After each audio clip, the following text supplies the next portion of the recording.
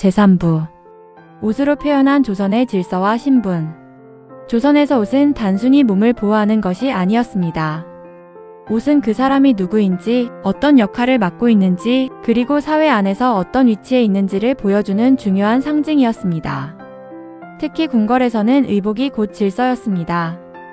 왕부터 신하까지 각자의 위치에 맞는 옷을 입어야 했습니다. 이번 시간에는 조선의 관복제도와 신분을 나타낸 복식의 세계를 살펴보겠습니다. 신하들의 옷 관복. 조선의 문무백관은 공식적인 업무를 볼 때 관복을 입었습니다. 관복은 단순한 정장이 아니라 왕을 섬기는 신하로서의 지위와 품계를 나타내는 옷이었습니다. 관복에는 머리에 쓰는 관, 몸에 입는 달령, 허리띠, 흉배 등이 포함되었습니다. 특히 가슴과 등에 붙이는 흉배는 신분을 구별하는 중요한 장식이었습니다. 흉배에 담긴 의미. 흉배는 관복 위에 붙이는 사각형 장식으로 문관과 무관을 구분하고 품계를 나타냈습니다. 문관은 학문과 지혜를 상징하는 동물인 학을 사용했고, 무관은 용맹함을 상징하는 호랑이, 무늬를 사용했습니다. 높은 품계일수록 더 상징적인 문양을 사용했습니다. 작은 천조각 하나에도 조선의 신분 질서가 담겨 있었습니다. 문관과 무관은 어떻게 달랐을까? 조선은 문치를 중요하게 여긴 나라였습니다. 그래서 문관은 학문과 행정을 담당하는 중요한 위치에 있었습니다. 무관은 군사와 국방을 책임졌습니다. 두 직책은 역할이 달랐고 관복의 상징도 달랐습니다. 문관의 학 문양은 지혜와 덕을, 무관의 호랑이 문양은 용기와 힘을 의미했습니다. 품계에 따른 색과 장식. 조선의 관복은 마음대로 입을 수 없었습니다.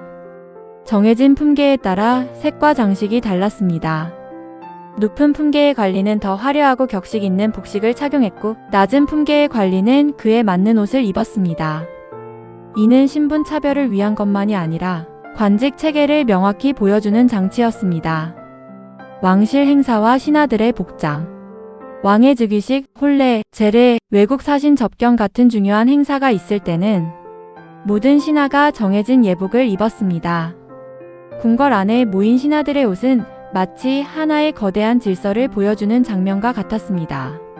색깔과 형태가 서로 달랐지만 모두 왕을 중심으로 움직이는 국가 체계를 표현하고 있었습니다. 외국과 비교한 조선의 복식. 조선의 복식은 중국의 영향을 받았지만 그대로 따라한 것은 아니었습니다. 조선은 명나라와 청나라의 제도를 참고하면서도 자신들의 정치와 문화에 맞게 발전시켰습니다. 특히 왕실 복식은 조선만의 독자적인 아름다움과 상징을 만들어냈습니다. 한국 전통 복식의 특징인 단정함과 절제미는 궁중의복에서도 잘 나타납니다. 옷을 만드는 사람들. 화려한 왕실 의복 뒤에는 수많은 장인들의 노력이 있었습니다. 비단을 짜는 사람, 천을 염색하는 사람, 금실과 은실로 수놓는 사람, 옷을 재단하는 사람까지 많은 전문가가 참여했습니다. 특히 왕과 왕비의 예복은 최고 수준의 기술이 필요했습니다. 한 벌의 옷이 완성되기까지 오랜 시간과 정성이 들어갔습니다. 의복은 기록으로 남았다. 조선은 옷도 철저하게 기록했습니다. 왕실 행사의 복식, 사용한 재료, 제작 과정, 참여한 장인의 이름까지 문서로 남겼습니다. 이러한 기록 덕분에 오늘날 우리는 조선 왕실 복식을 연구하고 재현할 수 있습니다.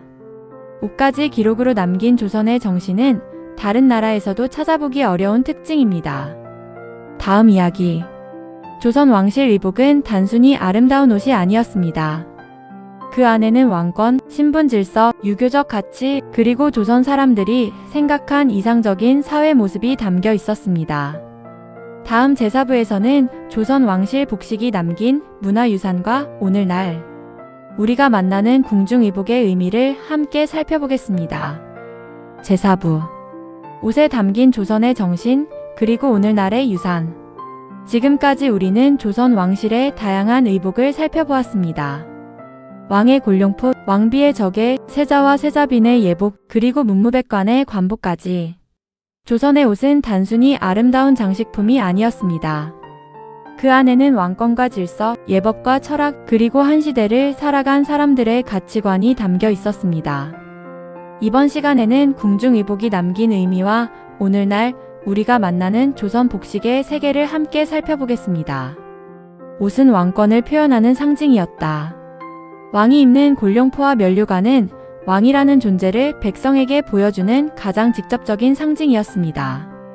왕은 하늘의 뜻을 받아 나라를 다스리는 존재로 여겨졌고 그 권위는 복식에도 표현되었습니다. 용문이 황색과 붉은색 계열의 색채, 화려한 장식은 모두 왕의 위엄을 나타냈습니다.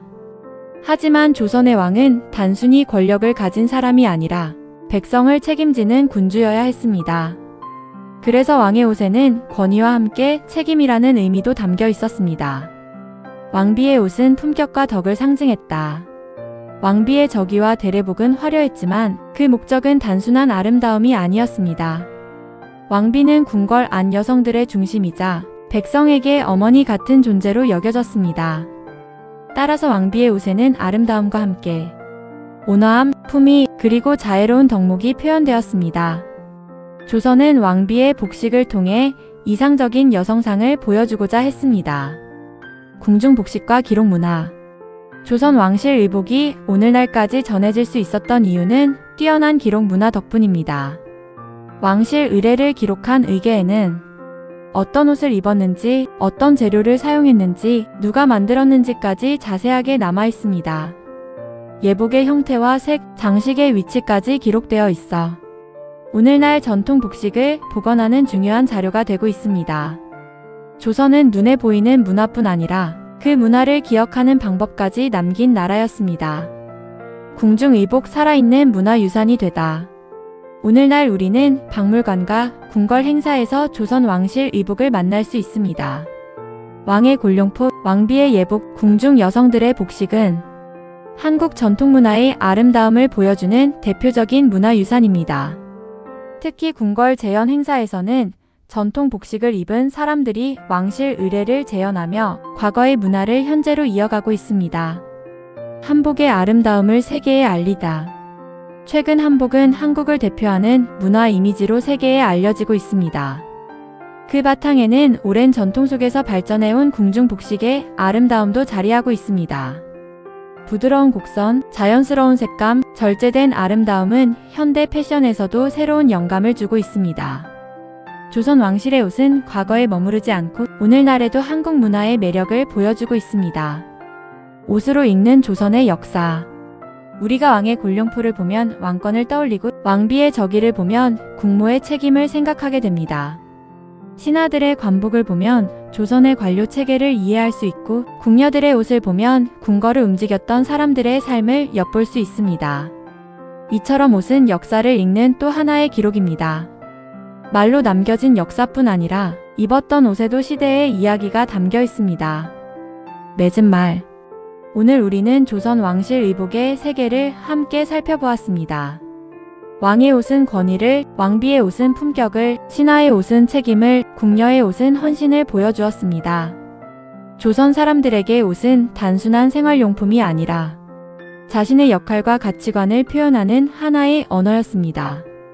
화려한 비단과 정교한 자수 뒤에는 500년 조선을 지탱했던 질서와 철학이 담겨 있었습니다. 다음 편 예고. 다음 시간에는 조선 왕실 이야기 제16편 궁궐의 하루안과 왕실 사람들은 어떻게 하루를 보냈을까로 여러분을 안내하겠습니다.